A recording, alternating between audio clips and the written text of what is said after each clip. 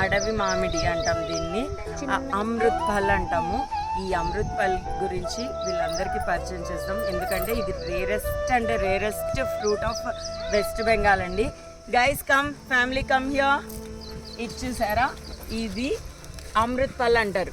ఎన్ని కాయలు వచ్చాయండి బాబోయ్, లాస్ట్ టైం ఇన్ని కాయలు నేను మీకు పూత చూపించాను కదా, ఈసారి మొత్తం కాయలు. ఈ కాయలు ఏంటో తెలుసా, అమృత్ ఫల్ అంటారు దీన్ని.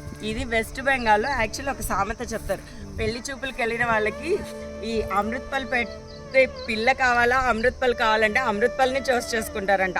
అంత ఇంపార్టెన్స్ ఉందంట ఈ ఫ్రూట్కి. దీని బెనిఫిట్స్ చెప్పాలంటే మనకు అస్సలు సరిపోదండి, డే సరిపోదు. అన్ని హెల్త్ బెనిఫిట్స్ ఉన్నాయి.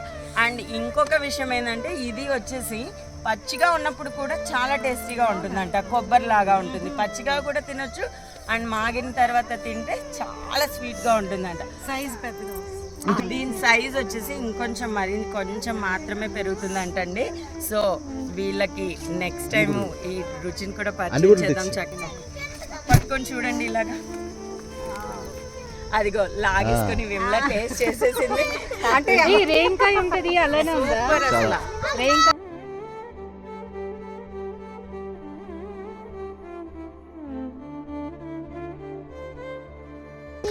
చాలా బాగుంది కదా, ఉంది, చాలా బాగుంది. మామిడి అంటే పుల్లగా తీయగా ఉంది.